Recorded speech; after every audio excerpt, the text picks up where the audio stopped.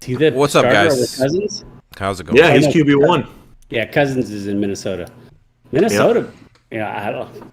I mean, any of these fringe teams could pick up Cam and as a backup if he wanted to be a backup. I assume he just wants to continue to play. So Maybe Denver. yeah, Denver. Let's see, Detroit, Philadelphia. Any place with a quarterback that's probably going to get hurt. Or the Giants. Like, I mean, the Giants are a train wreck. They're gonna fucking spank the Cowboys. Hey, All right. how's it going, YouTube? Woo! YouTube. Hey, we're a day early, so I'm sure there's nobody out there. Like normally when we get here on Saturdays, there's like Packed. 1,000 people waiting to watch us. So hey, we didn't send out any alerts or anything. So sorry about that. For those people that are going to be showing up tomorrow and watching this video and being sad. It's Well, no, it's not. No, it's totally my fault. Man, Sorry about it. It's all right. But that's all right because we get to talk about 12 Angry Men one day sooner. yeah. Correct. Correct. Two of us are excited to do that. Hey, look, Yeah. I'm excited to do this podcast. I'm excited to talk about this, 12 Angry Men. Yeah. Hey, look, you know what I was excited about? What's The fact that the human fossil watched this movie on a Friday instead of waiting all the way to a Saturday. Only because That's we correct. forced him. Correct. How about that? It's a Correct. whole new world. Hey, and you know what? It works out because that way, like, it wouldn't interfere tomorrow with me watching the Hurricanes get spanked probably by Alabama. That small little Christian school up in Yeah. Alabama. Bill O'Brien is going to unroll his cock. Oh my He's just God. going to slap Man. it on Miami's forehead. He's the OC, right? Yeah, I would Yep. love nothing Yep. more. I would love nothing more than Miami to just lay Just it a on roll. them. Yeah. Yep. And Bill O'Brien to get fired like after the game. Like, how sweet would it be if you guys won like 64-0? I would jizz in my pants. Yeah. That's so stupid. That would be excellent. And you just see Nick Saban just undressing Bill O'Brien on the fucking sideline, just ripping his fucking ass open. Oh my gosh, it would be. And then you get the microphone over there after he's already ripped him up. He's like, "And I can't believe you traded Nuke fucking Hopkins for nothing. What is he, Vince McMahon all of a sudden? You're fired." Dude, like I'm gonna be honest. That's right. I couldn't Hey, look, pick. I couldn't pick there's- Nick Saban's voice out of like a lineup of other voices, but I'm There's pretty sure it's literally- not that. There's literally nothing better than watching vein popping Nick Saban that's losing a game. Yeah. How often do you get to watch that? Like Once every couple of 17 years. times in the last 10 years? Yeah, if that much. Yeah. So anyways, we're talking Yes. about 12 Angry Men. Right. Yeah. It's we'll It's talk. the number 87 movie of all time. Yeah, according to AFI. Yeah. Yeah. But yeah, before we get Yeah. started, you guys had good weeks this week so far? I'm on winding down. vacation. Yeah, I'm on winding vacation down. too, but not for the same reason you are. Yeah. Yeah, I'm dealing Also, with is it still 100 degrees out there at the airport? Yeah, bro, it's fucking hot. It's fucking hot. Well, That sucks to suck. Vegas is going to be like even hotter, bro. So but it's going to be a dry heat. True. So Dry that's heat is different. we want to get so started. I'll just be sweating my balls off with a nosebleed. There you go. Yeah, That is hey, accurate. But hey, Just to don't, give don't go throw ahead. up in the sink. oh man, fucking cornmeal covered fried pickles and a bucket of beer, and fucking Vic is just ralphing in the goddamn sink, and there's nowhere for it to go. And shots. Yeah, there's nowhere for this vomit to go, bro. It's just sitting there, it's just. It was so thick it wouldn't go down the drain. Oh man. All I wanted to do was be there, a fly on the wall when the cleaning people came in. Look, I know. Did y'all had to just leave that? Oh God, you're dying. Y'all had to just leave that there? Look, y'all nothing, okay? Me and the Foster were in our own room. It was fucking Coons and Vic over there. And anyway, could you imagine just living in that smell over there for like another 2 days? Wait, No. Hold on. Boop, boop, boop. Pump your brakes. This wasn't like the last night that the vomit was there. No, this is like the first It night. was the first night. Wait, we're down at some bar somewhere. We get a bucket of beers and get some fried pickles. And well, we started off with the shots. We had the bartender go, we're gonna leave it up to you. We want the weirdest shit you give us. And we had like the cement mixer grenade or hand grenade. But we had like 4 or 5, and then Vic's like, "Hey, we should order a bucket of beer." And I was like, "No, we shouldn't. Yeah. You should never mix." like me and Fossil had none of that shit. So Vic and Coons, but mostly Vic pounded the rest of that bucket. Yeah. I just remember walking back to the hotel, and I was drunk, and so I'm like, oh man, okay. But I felt okay, and then I remember Vic like walking behind us and like big time on the struggle bus. like Vic is gonna get us like. Vic is gonna get thrown in jail for the night, type of drunk. Yeah. It's more like Fred Pukes. Am I right? Oh yeah, Fred fucks.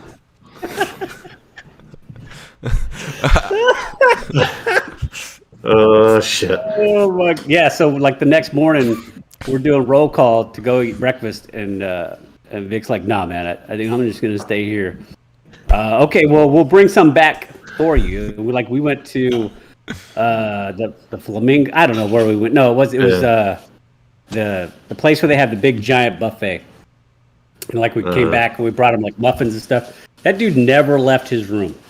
No, for the rest of that day he was toast. I think he came out of his room today. Yeah, the day after that. He was bad. He was just living in that vomit-filled room.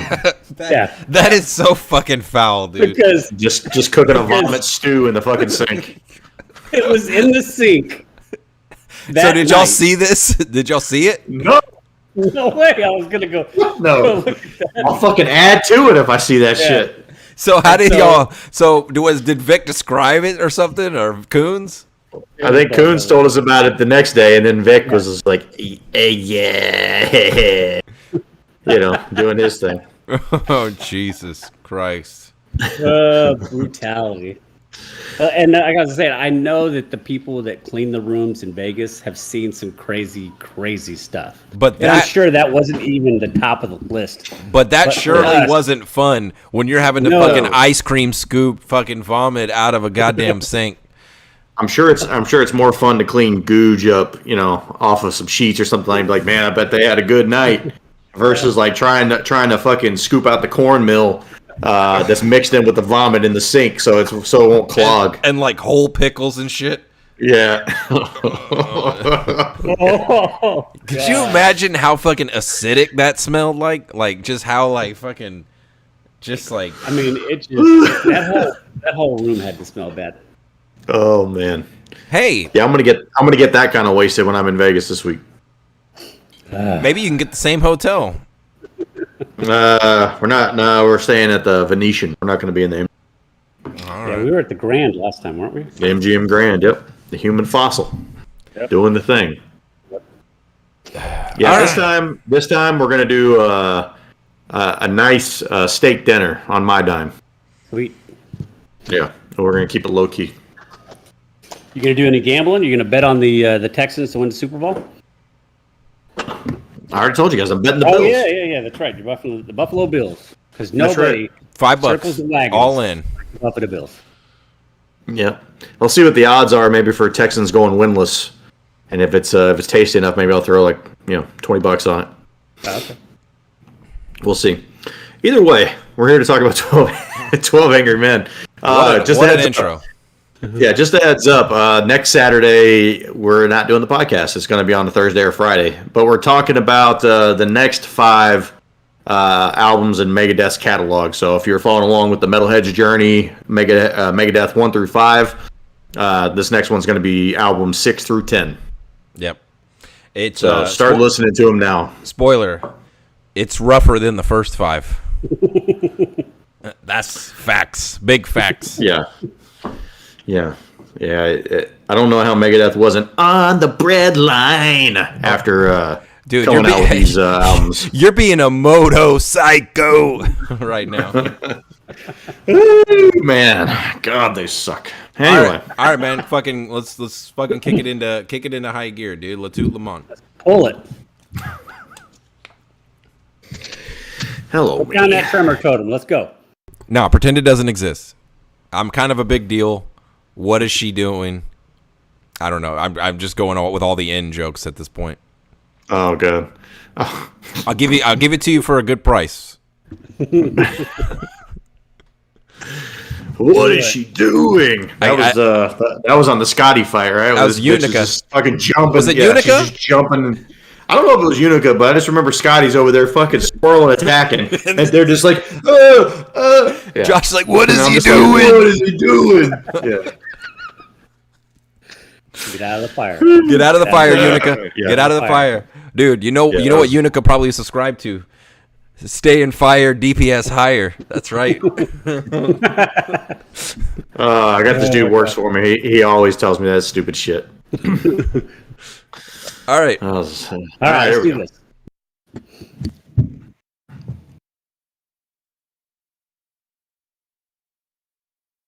Hello, and welcome to Three Guys and a Mic presents a comprehensive review of the American Film Institute's top 100 films of all time. Number 87, 12 Angry Men. I'm your co-host, the Human Dart, along with Jason Tsunami. And David Disaster. Hey. Hey. We did it. Another week. We did it. Summer's almost over. It's still hot out there. COVID is, COVID's hot. Doing COVID things. Yeah, it is. Yeah, it is. I can assure you it is. It is. It's hot and popping out there, man. But the best thing we can do right now is stay indoors, man. And that's what we did this week. Yes. We watched the next movie on our AFI list, the number 87 movie of all time, 12 Angry Men. Yep. And not to give anything away too much, but man, I kind of liked it. I kind of liked it a lot. Yeah, I can see why this movie. is on the list here. Yeah, I would say, of all the movies, we haven't really talked about this too much in the past, but of all the movies we've watched so far, there's probably only been maybe 4 or 5 movies that we've seen so far that I would definitively say this belongs on the list. And I don't know if we should add that as a future question, yes or no, but I think it's a great question. But I can say for sure this movie belongs on this list. Dave, let me retroactively here. Should Bringing Up Baby be on the AFI's top 100 films of all time list? No, it should not. No. Fossil, what do you think?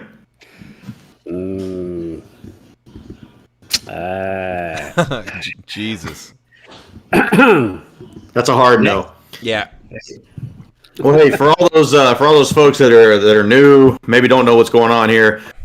We set out on a little mission here this year. We actually started the first week of January. I was looking at this earlier today because we're trying to knock out 25 movies a year here for the next 4 years. But we're on a quest here to watch all the movies on the AFI's top time and really try to decide, are these movies as entertaining as AFI, the American Film Institute, says they are? Do these films deserve to be on this list? Correct. Yeah. Are they as good as everybody says they are? Yeah.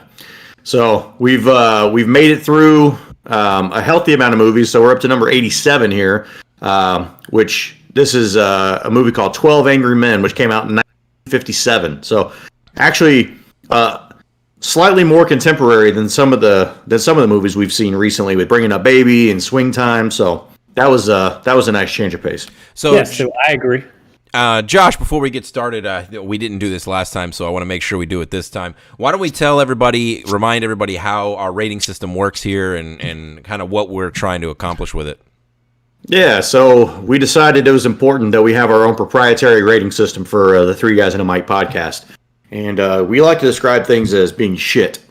Yeah, That's a common term that we use here on the podcast, and so we decided to create the shitometer. Yep. And the name of the game here is the lowest score possible. You want to score a 1. yeah. It's either this shit or it's shit. Yeah. So if you score a 1 or anything around that, that's legendary. That's how good it is. And it goes all the way up to 100, where you could see such movies in the 90 to 100 range, such as Bringing Up Baby. Yeah, Bringing Up Baby, just for those keeping score there, it averaged between the three of us 87.7 as the worst movie thus far that we've reviewed. And I'm gonna say it right now. That's gonna be tough to beat. I would say. But there's a couple of ones coming up at some point that I think have a chance. But overall, yeah, we're lowest score is better, and I would say, more general than that. If we give it under a 50, generally what we're saying is that under a 50, we recommend you watch it. In the general sense.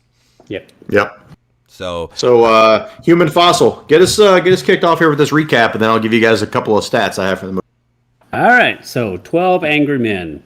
The 1957 courtroom drama, which follows the deliberation of 12 angry men as they weigh the fate of an 18-year-old Puerto Rican youth accused of stabbing to death his abusive father.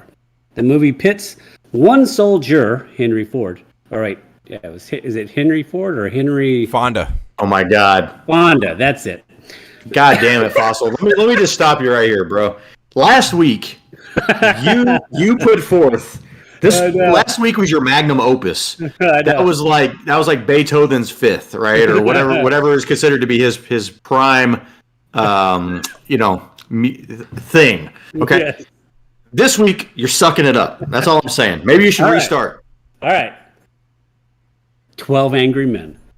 The 1957 courtroom drama, which follows the deliberation of 12 angry men as they weigh the fate of an 18-year-old Puerto Rican youth accused of stabbing to death his abusive father. The movie pits one sole juror, Henry Fonda, against 11 others as the only one to question and fight for the young man's innocence.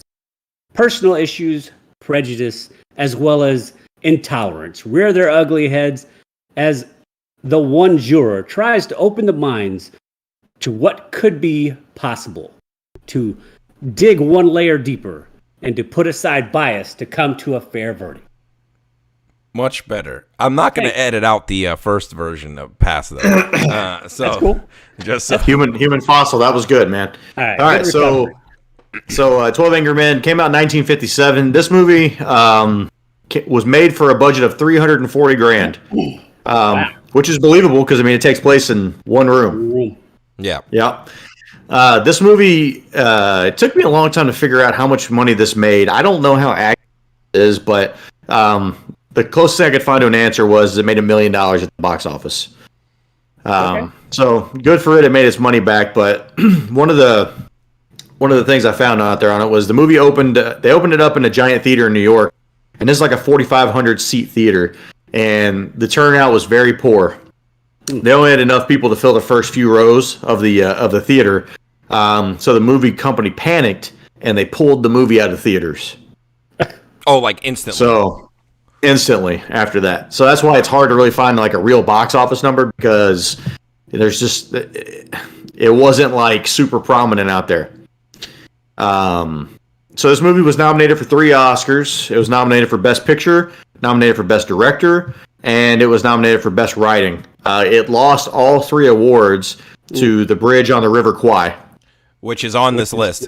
Is it? Yeah. It is on this list because this is one of the few times where it loses to a movie that's actually on this list. So yeah, it's actually the number 36 movie on the list. So we'll see it in a couple of years. Interesting. We'll see it in a couple of years. It's accurate. Yeah. So Dave, I believe is probably the most enamored with this movie. So just Just hit us with it, Dave. Yeah, so I'll say this. I love courtroom dramas in general, and this movie is very unique in the fact that it is a courtroom drama, but unlike most courtroom drama movies where, not always, but you typically, you find out about a crime early in the movie, like a crime is committed, and you either see it or you don't as the audience. And then, trial, and then really the verdict is just the very end of the movie, right? It's just the very end, and you find out the verdict, and you see all the work that the lawyers have done, right? That's like almost every courtroom drama. This one is not that at all, right? You're only in the courtroom very much in the beginning, and then you have the whole jury stuff, and it's just so unique in that front. I've never seen a movie quite like this. Like, there's other, not to cut you off, Dave, but there's other movies like Runaway Jury, comes to mind, where it takes place with a lot of jury deliberation, but there's storyline going on with it as well. So this is the first one that I can really think of I've seen where it's predominantly just in the jury room. Yeah, and without going into it too much, I'm sure I'll have time later, but I just like how, for a movie that takes place in one room, I honestly found myself on the edge of my seat, especially towards the middle and towards the end. Like, I was really looking for every little, every additional nugget of information about the trial, and I just loved how it all came together. I won't go any further here. I'm gonna go ahead and give my score, and I'm giving this movie a solid 18. I absolutely love this movie. That's a good number, Dave. Yeah, I think I had this and aged well is the way they shot the movie.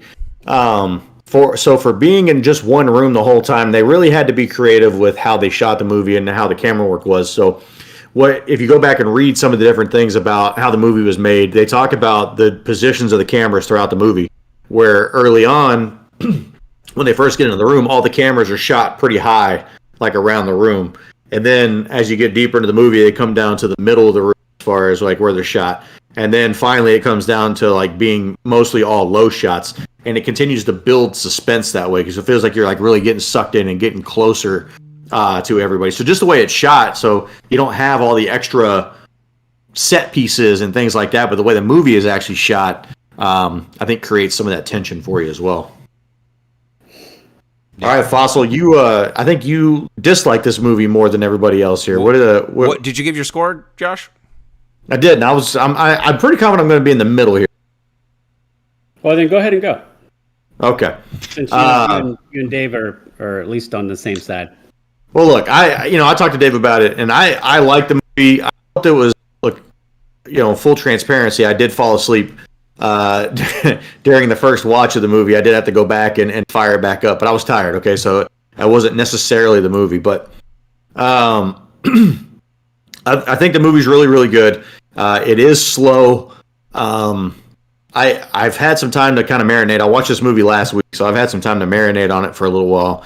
And there are some things that I kind of liked initially that have kind of worn off on me. So, like, one of the things I liked initially on this was the fact that nobody had a name. They were all just juror number whatever. Yeah, I like. And the more I go back and try to think about it, I'm like, well, now I'm gonna have a hard time talking about all the different because I don't remember their fucking like what number they were.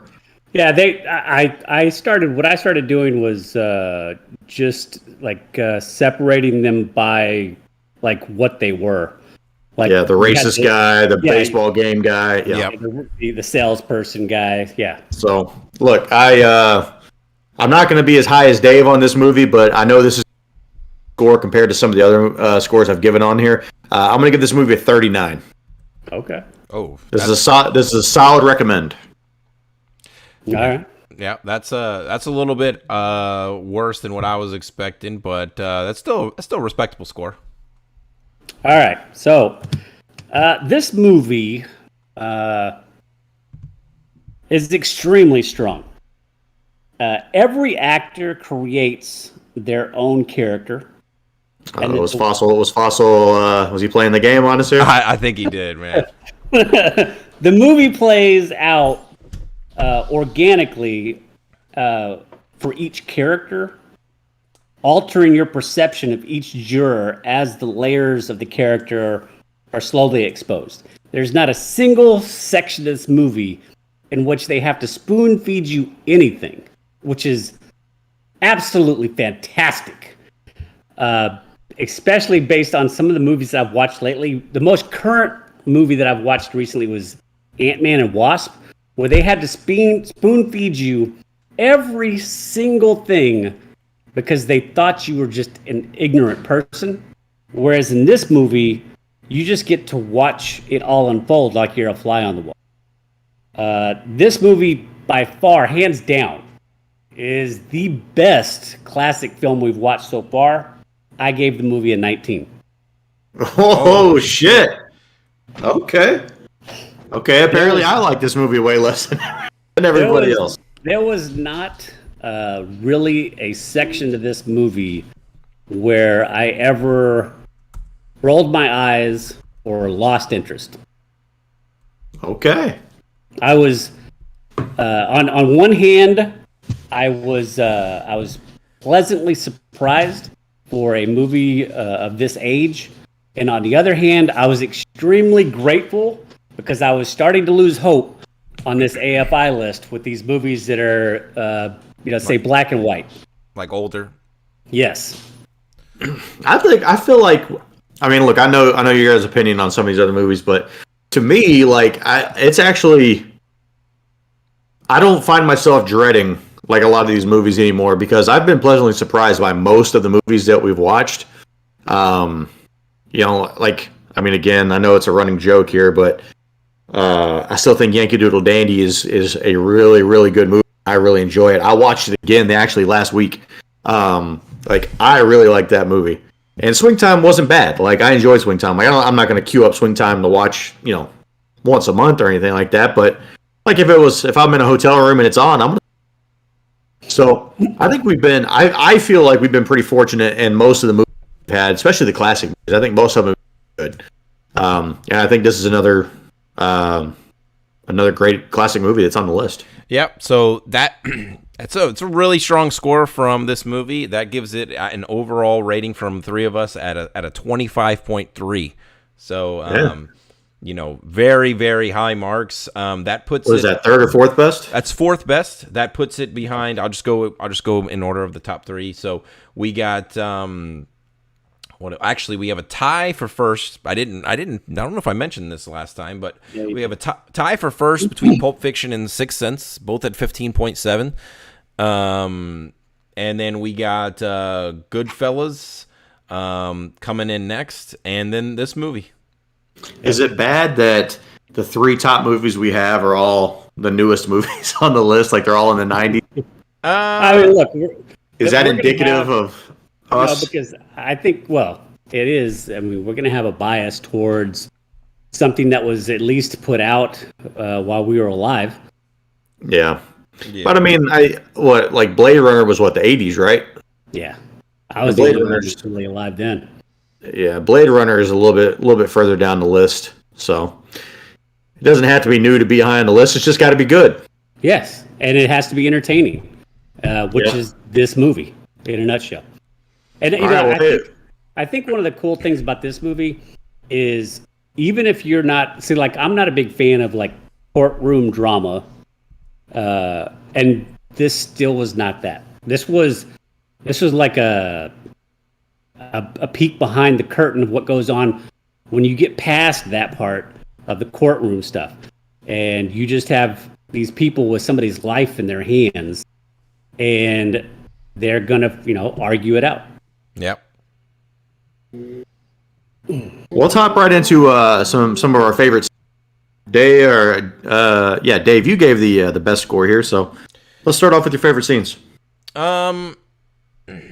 So, I mean, it's hard to say that a favorite scene because it all takes place in one fucking room, right? So, I guess my favorite interaction would be then I gotta pull up the actual juror number. I'm feeling your pain, Josh. Which one was it? Just say what he was. It was the man. Which guy was it? it was, I guess it's not the racist guy. It's the guy with the guy kid. that yells a lot. Yeah, the guy who yells a lot. Juror number three. Yeah, so it's when he was pushed, not physically, but he was pushed to basically. They were talking about the old man and how the old man walking and how the old man saw, from his bedroom. And he's got to go 43 feet. Yeah, so they're all timing him, and he's kind of getting agitated the whole time. And they basically mentioned to him, like, well, that's what the old man said. He said it took this long. He's like, but he's old. How does he even know? And everybody kind of gave him that look, because it's like, you said that regardless of anything, the eyewitness accounts count, like that's all that matters. That was the most important thing. Yeah, not everything else is what the eyewitnesses are the case. And it's right after that. He pushes him to that point where he wants to punch Fonda in the face, and he's like, because he threatens him, and he's like, he says, "I'll kill you." Yeah, he goes, "But you don't mean it, do you?" Yeah, that's my favorite scene. Yeah, dude, okay. Like well, my favorite scene is the same juror, but the very, very end, when you finally realize that he just has it out for this kid because of what happened between him and his kid. And he just wants to punish, this kid that's on trial because he pushed his kid too far, and they got into a fist fight, and he hasn't heard from his kid in like 2 years. Yep. I'd say that's probably my favorite. Man, it's the same guy. Yeah. It's have a. Go ahead, Dave. No, it's just like I don't know. I love those it's not a correct way to describe it, but I just love those gotcha moments. Yeah, I just, because it's so intelligently done, because like the whole point of the movie, and I think I talked to you about this pre-stream, Josh, is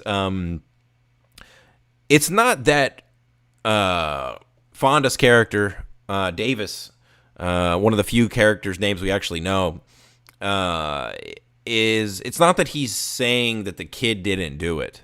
Yeah, he's not reverse engineering the trial. He just keeps bringing up questions that need to be answered. Yeah, and he's just not sure. Yeah, the more they start talking about what's the different parts and different aspects, the more the actual jurors start to unravel certain things that they don't have a clear answer for, which is what you actually need in order to convict somebody. Because I think the most impactful part of it is right in the beginning. He says, listen. You want to wrap this up in 5 minutes. You want this. You want to kill this kid, and you want to spend 5 minutes doing it. Yeah, we have somebody's life in our hands. Like, all he wants is to take some time to figure that out, and that's why I think it's so important of that first not guilty, right? Because technically, like obviously it's a movie, but right, but like if this is real life, technically it could have been over like that, right? But it was so important to get juror number 6, that first not guilty. And all he says is, he says, look, I don't necessarily believe what he's saying, but I admire his convictions and I want to hear more. And so that's why. That's juror number 9, Dave. 9? Sorry. Correct. The old man. Sorry. The old man. See what I'm saying, Dave? See what I'm saying? I just. You just got to go with old man. Old man. Yeah. I like that, because it's like, like I said, he's like, look, I still probably think he's guilty, but let's hear this out, right? Let's see this play out first. Just to throw one more scene in there, we have a fan. One of his favorite scenes right now is the Switchblade scene, which I also think is, to Dave's point, is another one of those good gotcha moments. In the movie where he takes the time to ask for them to bring in the exhibit, right? Bring in the Switchblade. Yeah. The dude brings it down the table very aggressively, stabs it into the table, and then Fonda's like, "Oh yeah, well check this out. What? I found this thing for $6 in the neighborhood where he says he might have dropped it." And the setup for that was, he says that the person who sold him the knife sold it to him, and he said, "Oh yeah, it's an extremely unique knife. There ain't any more like this." Which is exactly what a salesperson would tell you in order to sell you that cheap ass fucking switchblade. Yep. And yeah, I mean, was that switchblade a little bit like that? Was that a little bit convenient?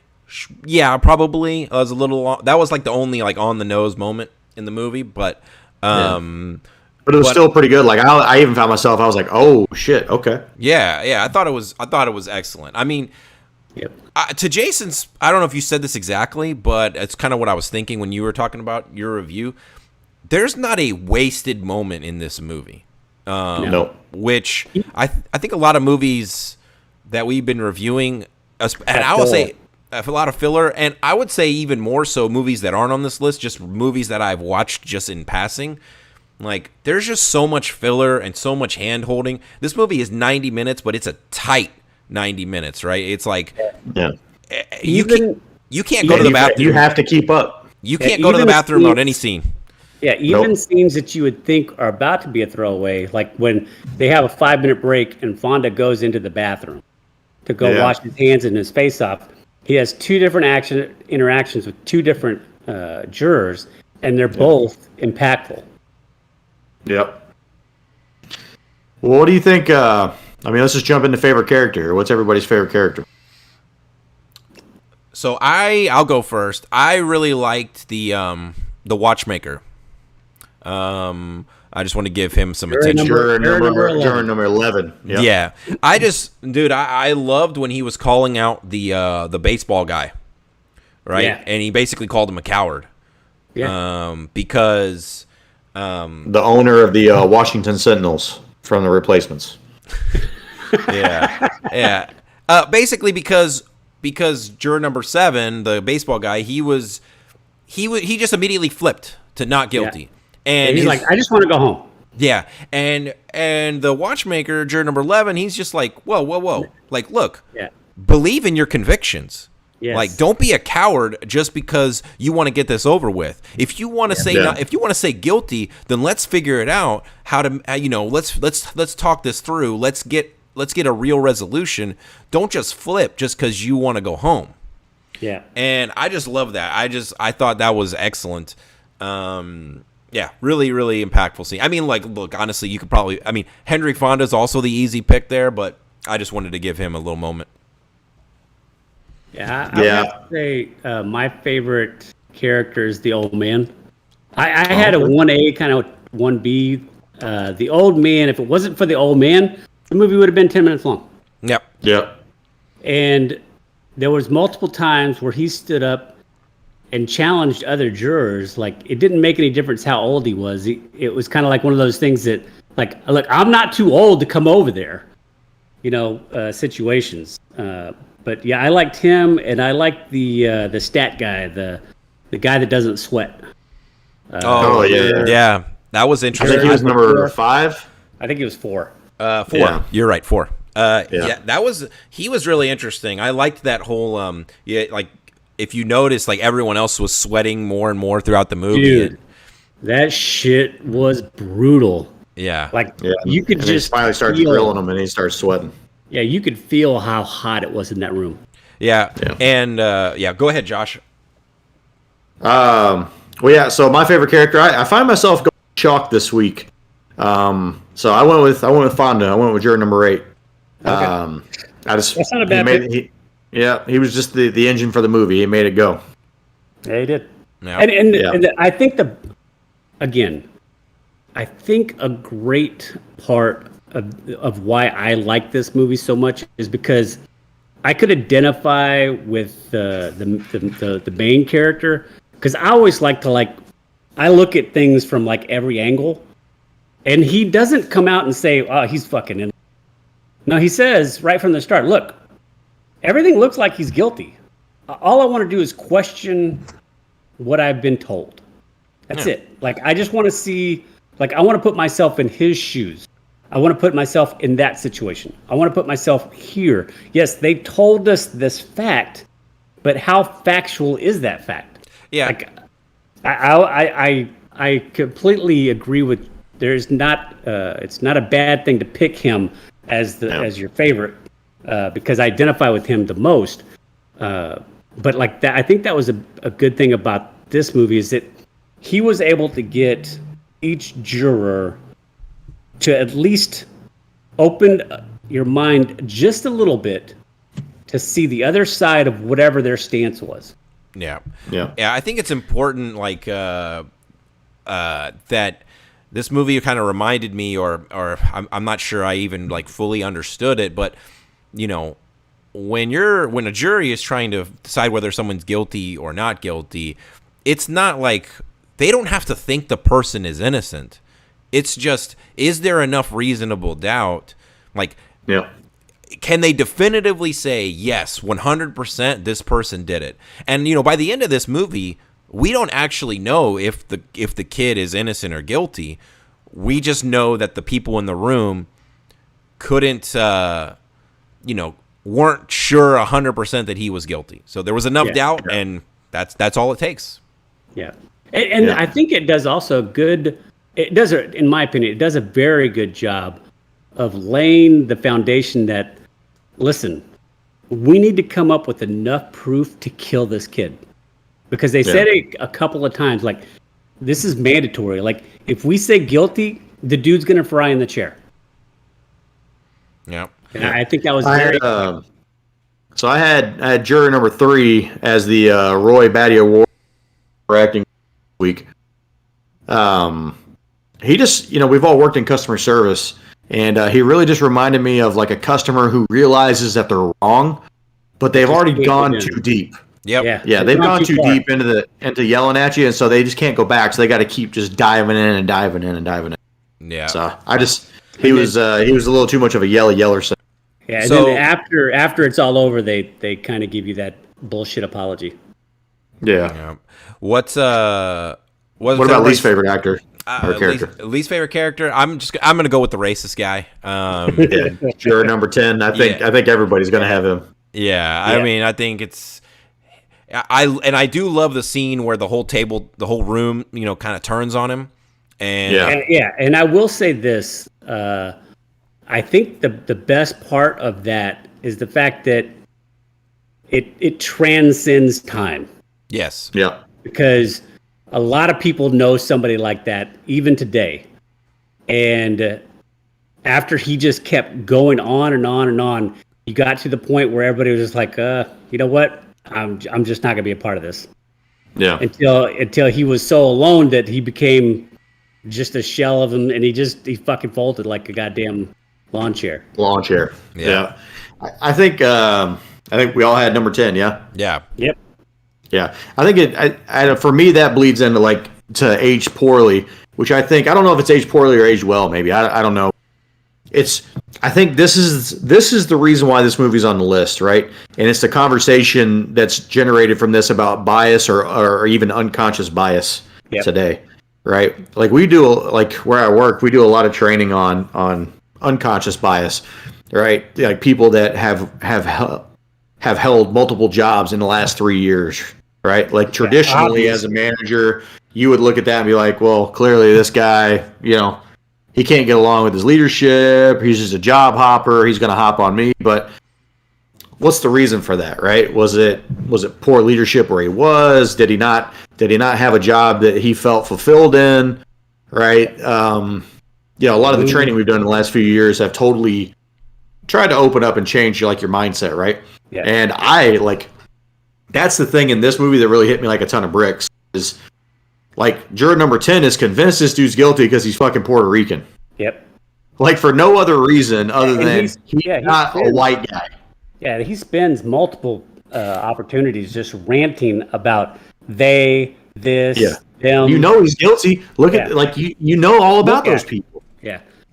Yeah, it's crazy. It's, and I like that he kind of sits at the table, at the side table. Basically off to the side, and he never sits with the main group again after that. He barely even says a word after that. Yep. Yeah. Oh, after the only thing he says after that is not guilty. Yep. Yeah, because he knew, and I think that again, organically through this 1 hour and 30 minutes, each person starts to realize what they're hanging or clinging onto is scant at best. Yeah. And I think the once only you guy start- that didn't learn anything is juror number 12.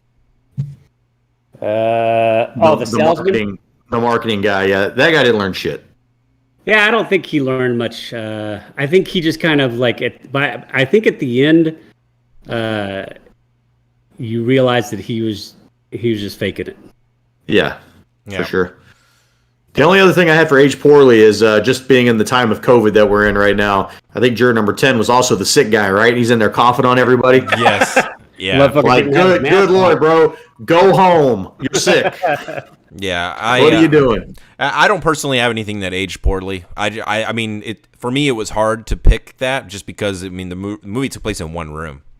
Yeah. Aged well.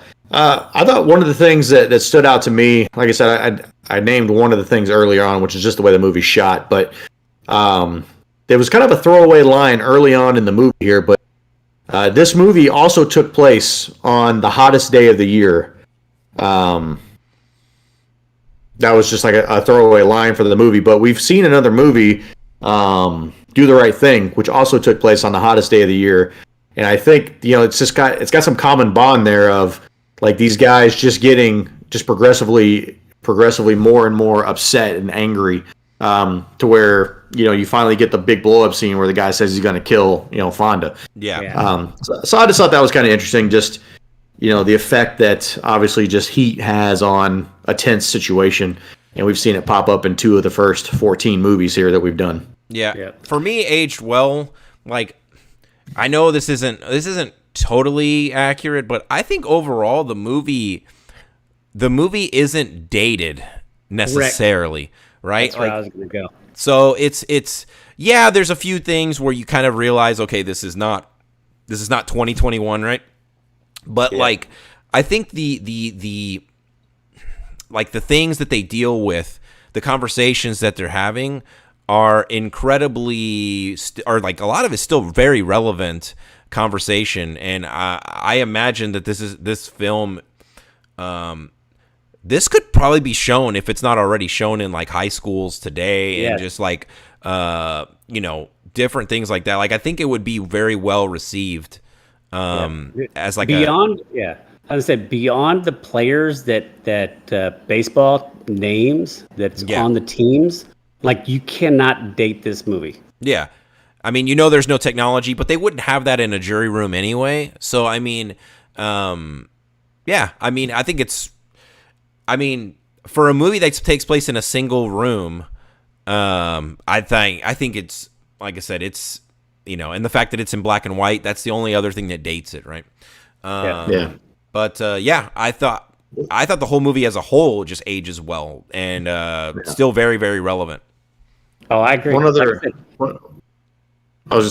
I had that aged well was juror number 12, the sales guy, the marketing guy. He was working on a new creation called Rice Pops, which that jumped out to me as was that maybe like the earliest version of Rice Krispie treats? Yeah, maybe, or corn pops. Yeah. Yeah. So that just kind of made me hungry for Rice Krispie treats. Yeah, I mean. Otherwise, I mean, I think the movie as a whole aged well. And I think that takes us straight to rewatchable. Yes. It's absolutely rewatchable. Yeah, I mean, I think it's actually very unfortunate as of the time of this recording, that this movie, I had to pay to rent this movie. I wish it was available on whatever, like I wish it was part of whatever streaming services I have.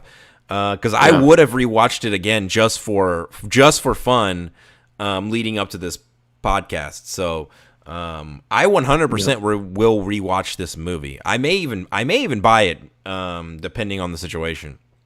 There you go. Okay. Well, hey, new category. Does this movie belong on the list? Absolutely. 100%. I think it's got to be a yes sweep. Yeah. This for is sure. this is a movie in which you can absolutely see why it's on the list. Yeah. And I don't know where are we headed to next. So next podcast is going to be the next 5. Hold on, you cut out just for a second. Yeah, I saw it. So the next podcast will be the next 5 albums for Megadeth. The next movie on the AFI list will be number 86, and that's going to be Platoon. I'm excited to see Platoon. I know it is supposed to be incredibly brutal of a war film. Vietnam? It's very gritty. Yeah. Yeah. Okay. Also, I couldn't find it streaming anywhere just yet, so it's another one of those we may have to rent. Before we get off of 12 Angry Men, I do want to bring up one thing that I saw during the movie that they never addressed as like evidence or anything like that, but it was a line that was specifically said by the clockmaker. They're discussing the defendant, and the clockmaker says out loud that he can't speak English.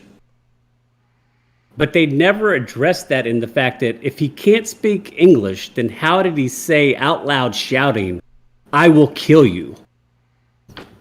When he said it in the movie, I thought that was going to eventually pay off at some point, and it never came back around. Did you guys pick up on that? I didn't, but maybe that was just for the audience to like pick up on.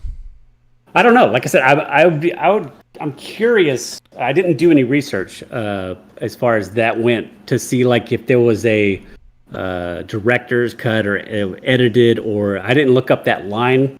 I remember it now, and I remembered it when I watched it. I was like, oh, like that. I thought it was like one of those. It was a tale, it's a foreshadowing. We're gonna get this back, and we didn't. But thinking back on it now, I was like, he says that he couldn't speak English, yet in perfectly plain English, I assume he yelled out, "I'm going to kill you." Yeah, that's. I'll have to check that out on the rewatch. Yeah, that's almost the equivalent of Dave not knowing that Meryl Streep and Kevin Kline die at the end of Sophie's Choice. Look, okay, suicide. It is what it is. All right. Hey, you know what else? I think we've completed another podcast. Yes, we have. Damn. I just want to. We're getting good at this. Yeah, we are, and man, I'm excited. This has reinvigorated me. We've had to sit through a couple of bad ones, not back to back, but just the last few in general. So I'm looking forward to the next one here. Yeah, I can't remember the last time I saw Platoon. It's been probably at least 10 years. Yeah, I mean, I've never seen it. So I'm excited. We got Platoon, A Night at the Opera, Easy Rider, Titanic. We got some decent ones coming up. All right. Ugh, Titanic. All right, guys, take it easy. Live long and prosper. Later.